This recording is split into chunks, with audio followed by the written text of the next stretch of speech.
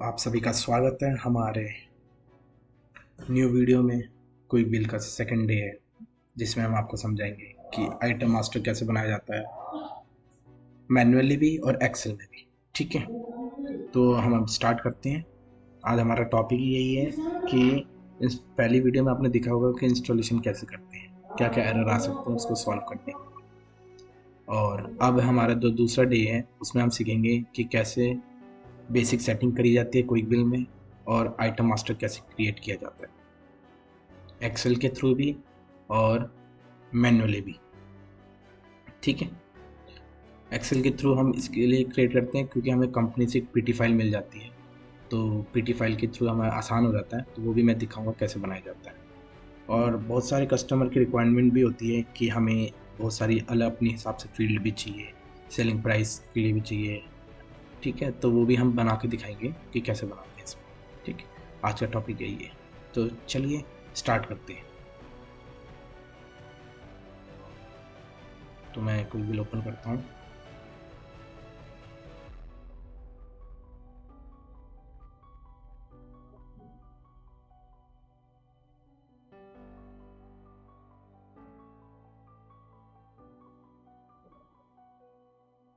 जैसे कि आप देख रहे हैं कि अभी मैंने अपना सिस्टम में एक्टिवेट लाइसेंस नहीं किया है। अगर आप जिससे भी कोई बिल लेंगे तो सबसे पहले इंस्टॉलेशन कराने के बाद अगर आपने पेमेंट कराई है तो आप उससे बोलिएगा, मतलब जो भी आपका पार्टनर होगा वो आपको लाइसेंस एक्टिवेट करके देगा। नहीं तो वैसे भी 15 दिन के लिए ट्रायल अगर आपको यूज़ करना है तो आप यूज़ कर सकते हो 15 डेज़ के लिए ट्रायल, कि आपको सही लग रहा है कोई बिल या नई इन्वेंट्री के लिए, तो उसके लिए। ठीक है, तो अभी हम एवोल्यूशन मोड पे टिक करते हैं।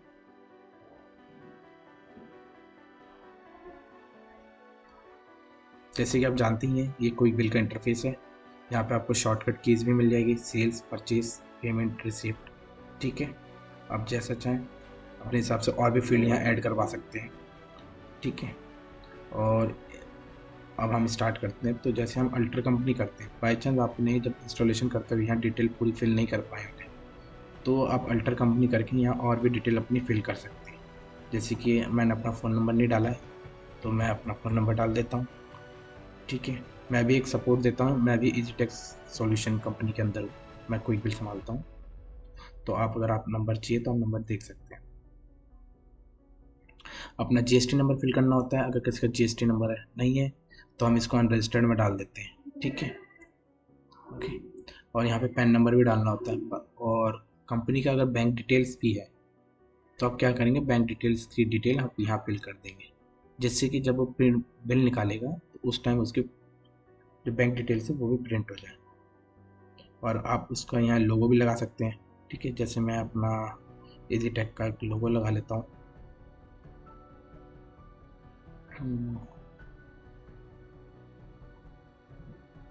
देखिए जैसे ये फॉर्मेट बोला है, the file size can not be greater than 50 KB। Okay, तो मतलब 50 KB के अंदर अंदर होना चाहिए।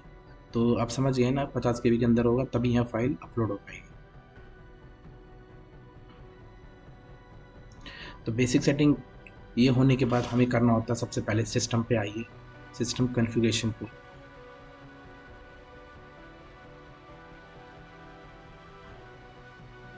सिस्टम कॉन्फ़िगरेशन पे आने के बाद सबसे पहले हमारा ये विंडो खुलता है।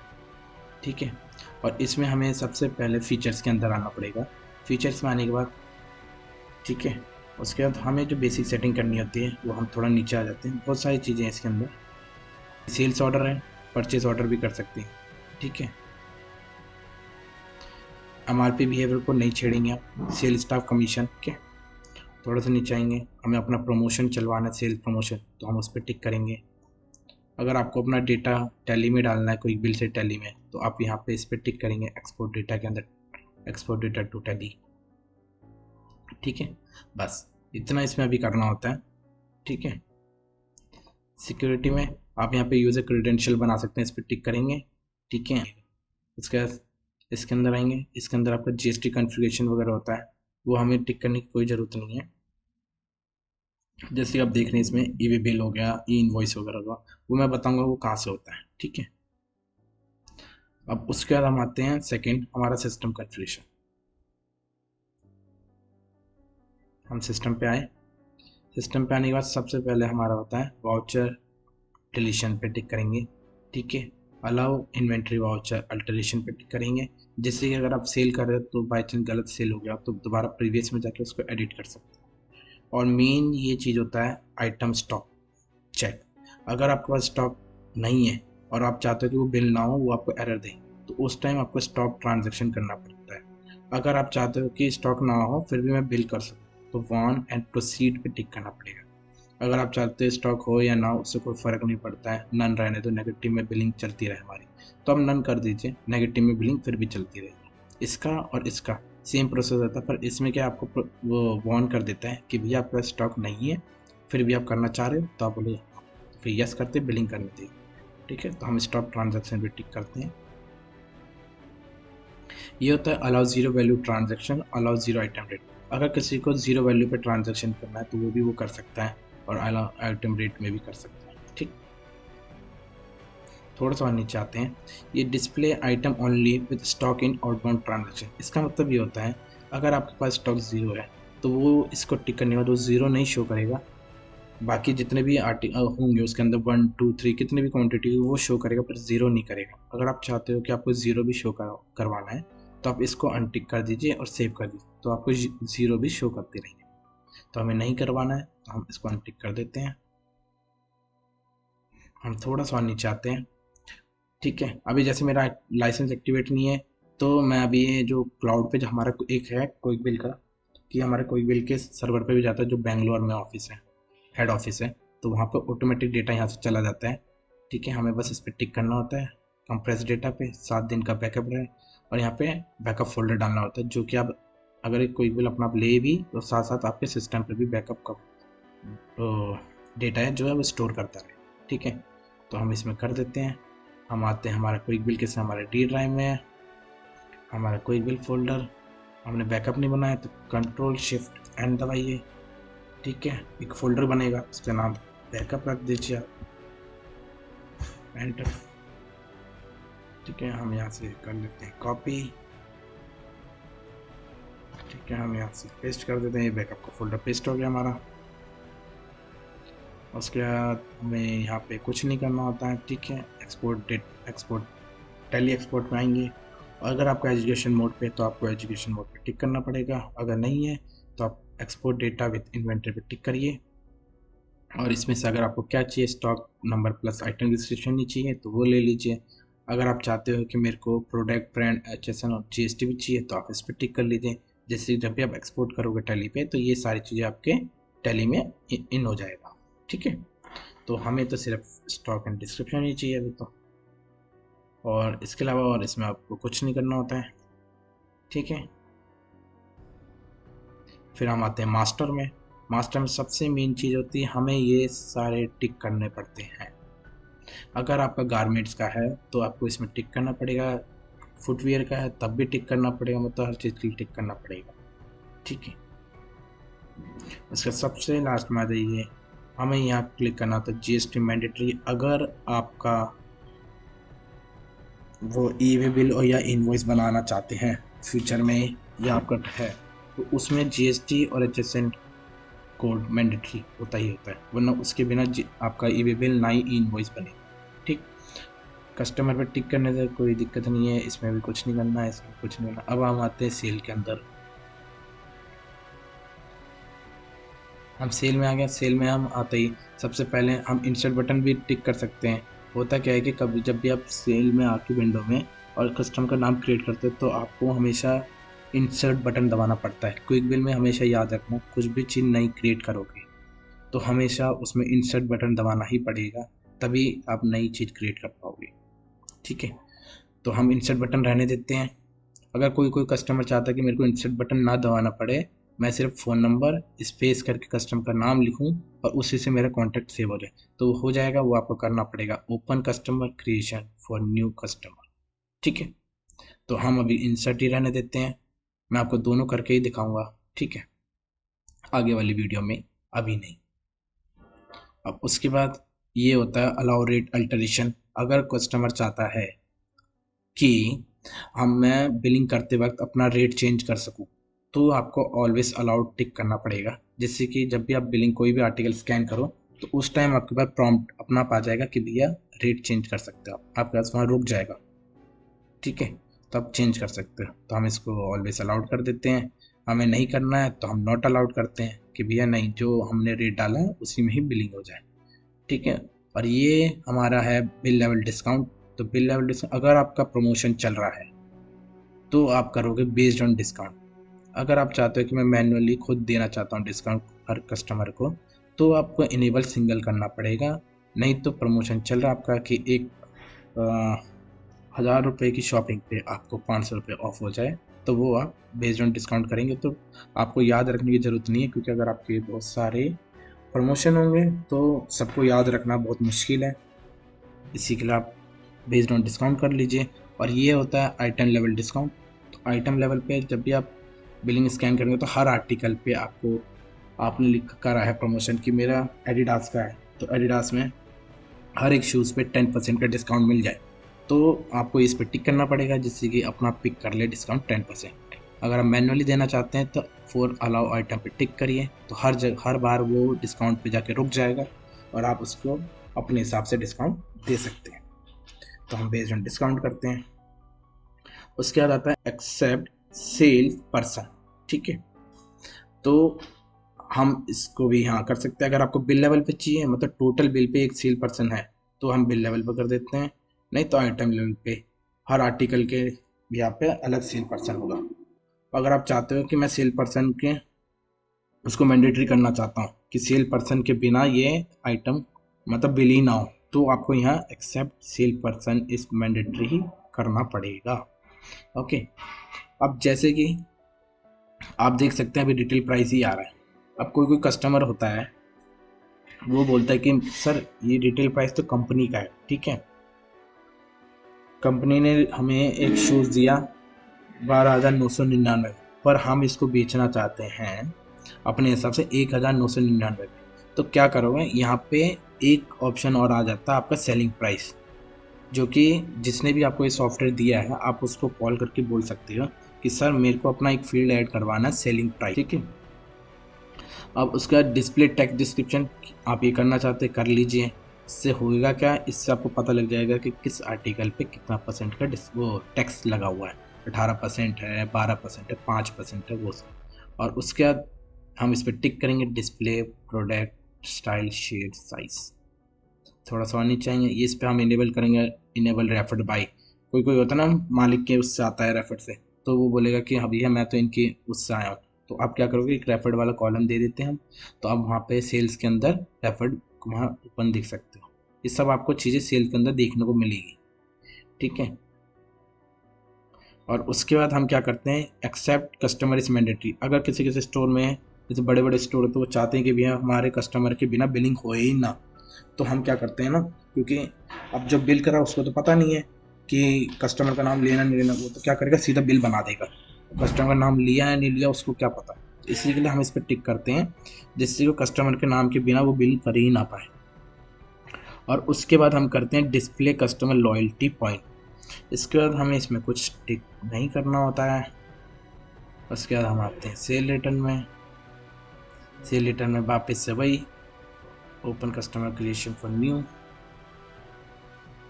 ठीक है। बिल लेवल डिस्काउंट में हम करते हैं सिंगल, यहाँ पे करते हैं हम item level based on discount.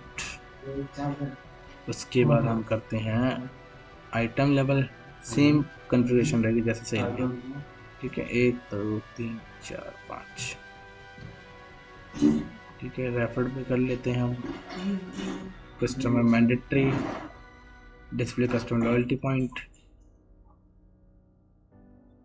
ठीक है। इसके बाद और कुछ नहीं करना होता है। सेल्स ऑर्डर में हमें कुछ नहीं करना है, बस हमें ये टिक करना है डिस्प्ले प्रोडक्ट ब्रांड स्टाइल, ठीक है। उसके बाद हम आ जाते हैं सीधा परचेस। परचेस में आने के बाद हमें इस पर टिक करना है product brand style shade size, ठीक है। इसके अलावा हमें और कुछ नहीं छेड़ना है इसमें। परचेस ऑर्डर में भी हमें product brand style shade size, उसके बाद परचेज रिटर्न में भी हमें कुछ नहीं करना है, ठीक है।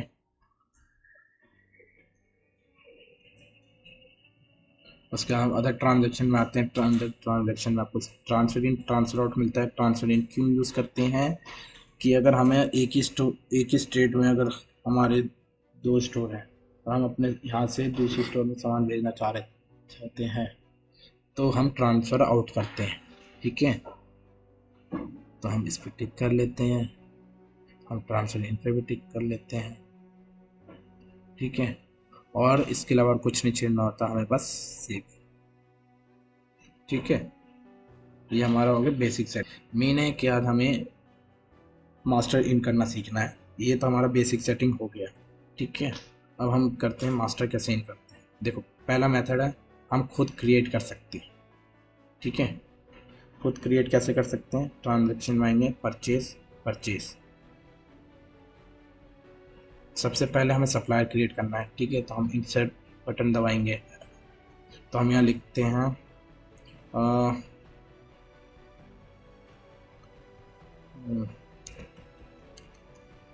Balaji store, Balaji private limited T.Ltd।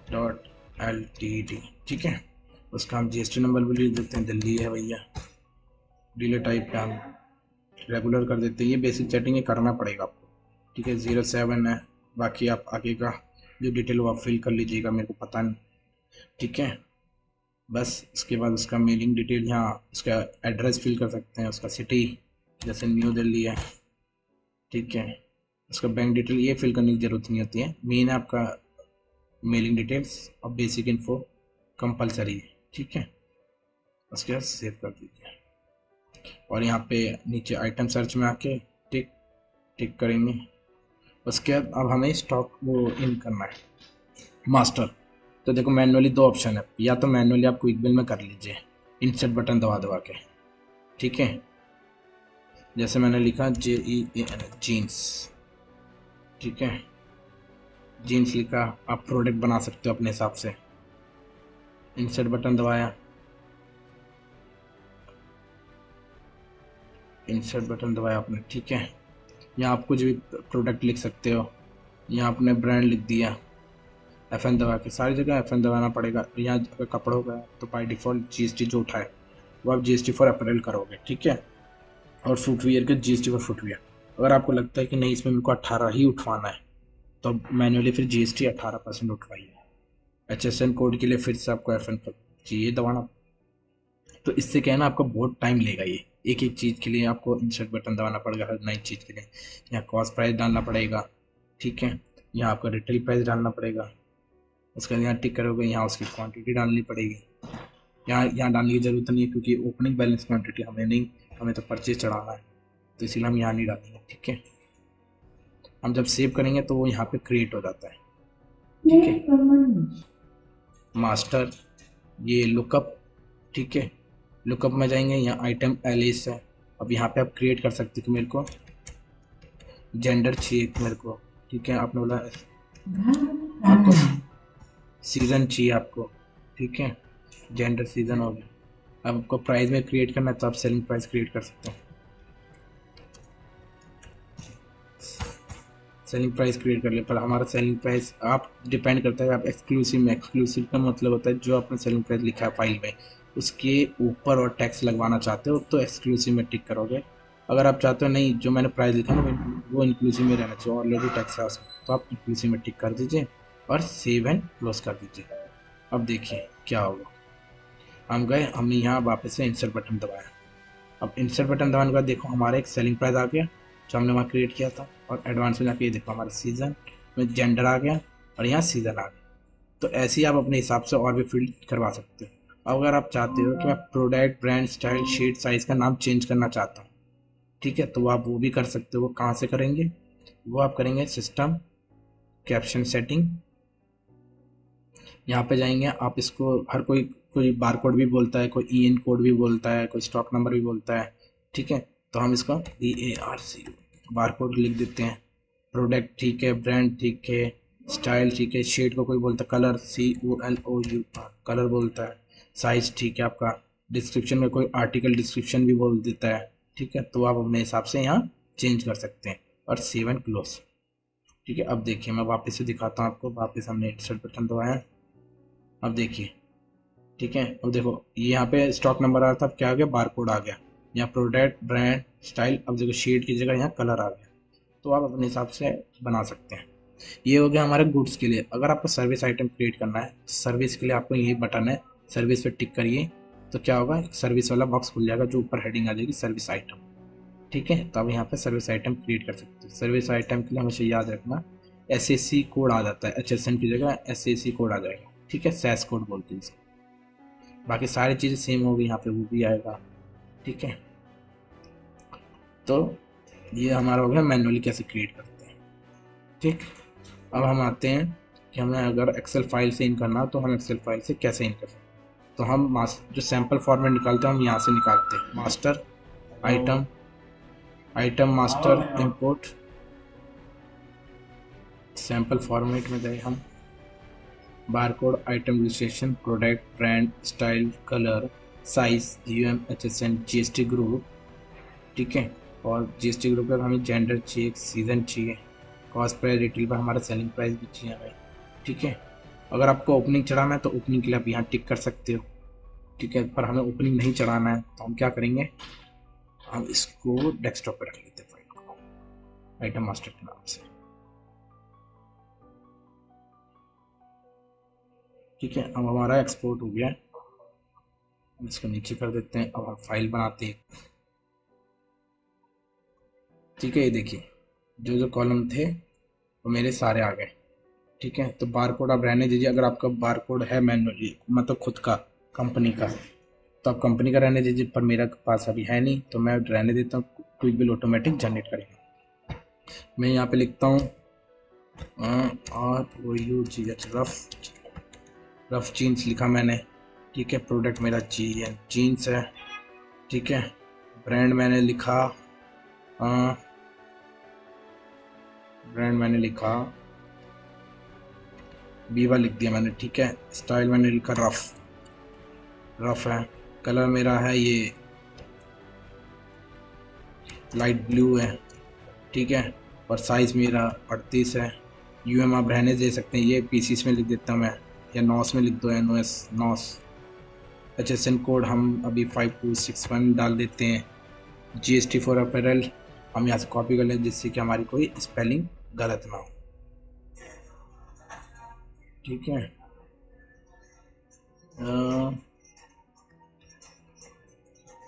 हमने यहाँ से डाला, कॉस्ट प्राइस में हमने डाल दिया 500 रुपये। ठीक है, हमने रिटेल प्राइस डाल दिया, हमें 1000 रुपये में बेचना है, नहीं हमारा 2000 डाल देते हैं, तो 1500 रुपये की हमारी ये बनी है। ठीक है, जेंडर मेल सीजन डाल दिया विंटर, और हमारा खुद का प्राइस हम देना चाहते हैं। हम इसको देना चाहते हैं, इसको हम कर देते हैं, 500 रुपये में हमारी बनी है, और हम इसको 1000 रुपये में बेचना चाह रहे हैं।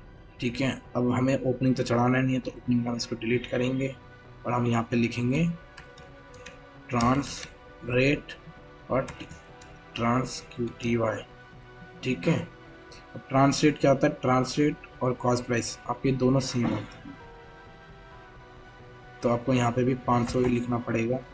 और ट्रांस क्वांटिटी का कितनी क्वांटिटी हम लिख देते हैं, हमारी 10 क्वांटिटी। ठीक है, ऐसे करके आप एक फॉर्मेट ऐसे बना सकते हैं। तो मैंने एक ही चीज़ बनाई है अभी आपको दिखाने के लिए। अब मैं इसको सेव करूँगा। अगर आपको कभी एरर आए तो आप यहाँ से Ctrl+Shift+Down बटन दबाइए, ये सारा रो डिलीट करें, क्योंकि कभी कभी क्विक बिल सोचता है कि भैया इसके यहाँ पे नीचे भी कोई डेटा है दोनों तरफ। ठीक है, तो आप इसको डिलीट कर दीजिए और सेव कर दीजिए। तो हम रेडी हैं अपना इन करने के लिए। तो हम वापस परचेज पे आते हैं। ठीक है, परचेज में आने के लिए देखो आप F9 भी दबा सकते हो। अगर आप F9 भी दबाओगे तब भी ओके, मेरे में ना अभी लैपटॉप पे काम नहीं कर रहा है बटन, वरना F9 से आप सीधा आ सकते हो। तो हमने क्या किया, बालाजी ट्रेडर पे हमने टिक किया। हमने उसका यहाँ इनवॉइस नंबर डालना होता है, जहाँ रेफरेंस नंबर एंड डेट है। हमने लिख दिया इनवॉइस नंबर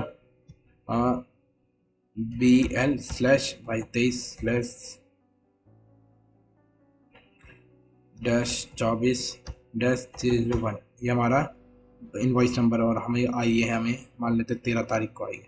अब हम इंपोर्ट करेंगे आइटम मास्टर, ओपन। ये देखो मैंने बारकोड नहीं फिल किया था, फिर भी मेरा बारकोड यहाँ ऑटोमेटिक क्विक बिल ने जनरेट कर दिया है। अगर आपके पास नहीं है बारकोड तो कोई टेंशन की बात नहीं है, क्विक बिल ऑटोमेटिक जनरेट कर देगा। यहाँ था विदाउट टैक्स। अब टैक्स ऐड देखने के लिए हमें कितना टैक्स लगा इस पर, तो हम इसमें ऐड इन्फो करते हैं। क्यों? क्योंकि हमारा 1000 रुपये से नीचे है, तो हमारा इसमें 5% ही लगेगा। अगर आपका ये 1000 रुपये से ऊपर होता, मतलब 1200 होता कॉस्ट प्राइस, तो इसमें अपना आप ही इसमें 12% लग जाता है या 18 लगता है। ठीक है, देखो 5 12 हो गया। ठीक है, अब 5250 रुपये जिसमें टैक्स लगा 250 रुपीज़ का। ठीक है, और हमारा जो विदाउट टैक्सेबल वैल्यू है वो है 5000 रुपये। अब हमने इसको सेव कर देते हैं।